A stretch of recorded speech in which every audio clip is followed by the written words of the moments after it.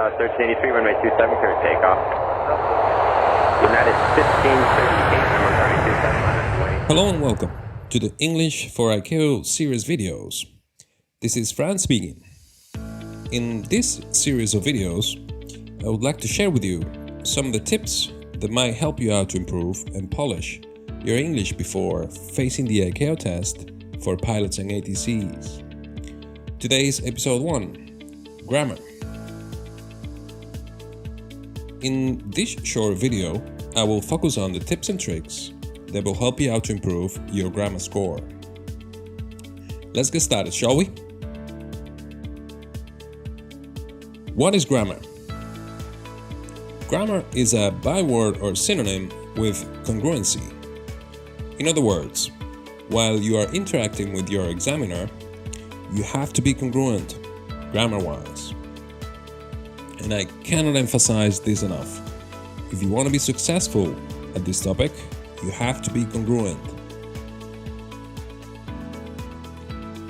And remember, the English language has its own rules, as well as your native language. And not always a particular structure in English would have the same counterpart in your mother tongue. Now let us analyze the following statements. As you can tell by this simple exercise, you only have to fill the blank with the proper verb as well as the correct verb tense. As you can see, the sentence clearly states that we are set in the past, so the answer must be in the past, in this case, in the past simple. Two planes were less than a mile away from a major catastrophe when a near collision happened. Simple enough, right? Find the right verb, in this case we have the options of happen and take place, and put it in the past simple.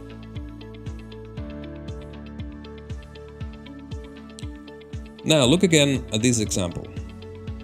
Again, the action took place in the past, therefore we must reply in the past, using the past simple of course.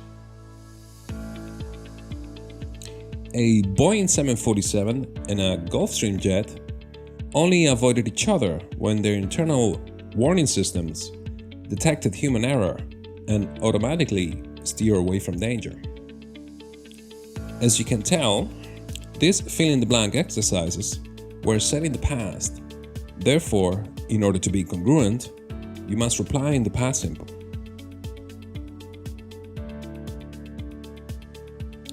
Now, let us just take another example using the past in the future, but now in the form of a typical question you might be faced with in a regular ICAO exam, especially at the beginning of the test, just right after you introduce yourself to the examiner and talk briefly about your career, your motivation for the job, and etc. Okay, first of all, tell me a bit about your background in aviation. Notice that this question would be applicable to either ATCs or pilots. Nevertheless, I will responding here as if I were a pilot. Well, I started my career in aviation just like most pilots do. First I got my PPL, flying single-engine aircraft at a small flight school in Spain. Shortly after that, I got my CPL, or commercial pilot license. Afterwards, I was hired by the same flight school I attended to as a flying instructor, so I became an instructor for a while right there. Eventually, when I had enough flying hours under my belt, I applied for several airlines. Thankfully, I secured a contract with one of the major airlines in Europe, and now I currently fly as a first officer for the very same company I was hired at the beginning. In a nutshell, hard work pays off. As you can tell by the dialogue, the examinee used the past simple most of the time. And it makes sense because he's talking about how he started his own career, therefore the past simple is applicable. As a tip, you can mix the verb tenses up as long as you are congruent with the question you have been asked. For instance, look at the following passage. Thankfully, I secured a contract with one of the major airlines in Europe, and now I currently fly as a first officer for the very same company I was hired at the beginning. As you can tell, the candidate is using the present at some point, I currently fly, only to further emphasize that at that moment, he is currently working as a first officer for the same company he was hired by in the past. Finally, I finished off this hypothetical answer by giving my opinion about what hard work means to me. And what do I accomplish with this, you might wonder? Well, first of all, I could finish off my statement, and thus the examiner can retake the lead and resume the questions. And I'm doing so by using a short sentence which includes an idiom, in a nutshell, and a phrasal verb, pays off, which provides more complexity and strength to my speech, which in turn will make my candidacy to stand out. It is also worth mentioning how the candidate is adding complexity to his speech by using a comprehensive array of connectors such as shortly after, afterwards, and eventually, as well as some idioms and phrasal verbs here and there, such as in a nutshell, under my belt, and pays off, which will become handy for you when your grammar skills are being assessed.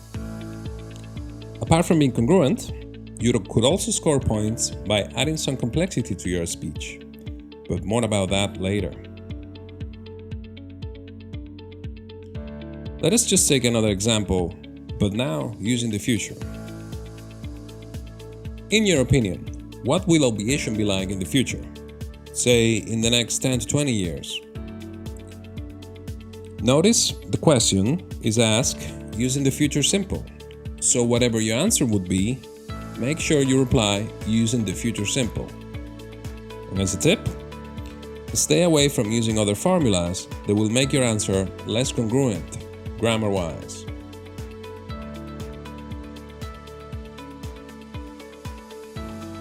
This is my take on the question presented before.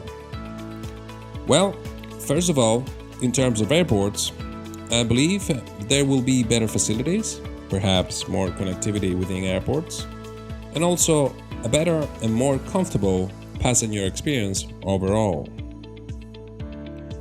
Furthermore, with competition running high between companies, there will be a wider array of options for passengers.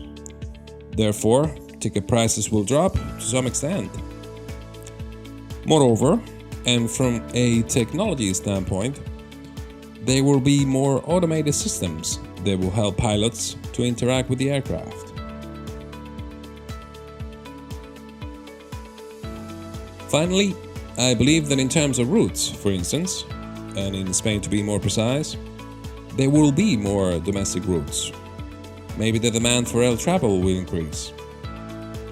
As a matter of fact, the demand for air travel is projected to double over the next few decades.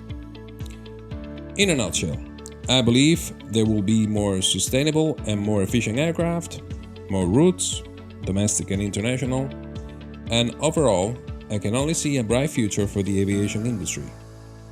In my humble opinion, of course.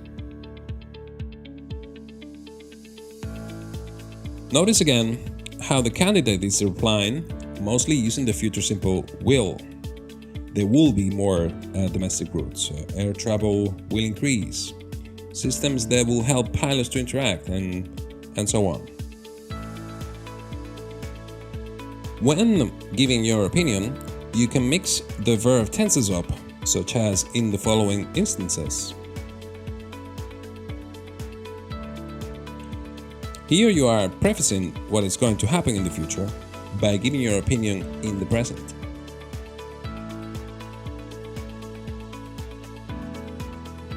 But always keep in mind that your answer has to be congruent with the question. Finally, And in relation to the complexity of your speech, notice how the candidate uses a wide array of connectors as well as idioms, such as in the previous example.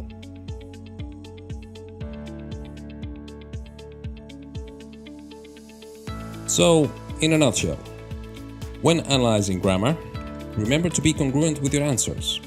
In other words, stick to the verb tense the examiner is using and you shall be fine. And also, add a bit of complexity to your speech by using the proper connectors, idioms, and phrasal verbs.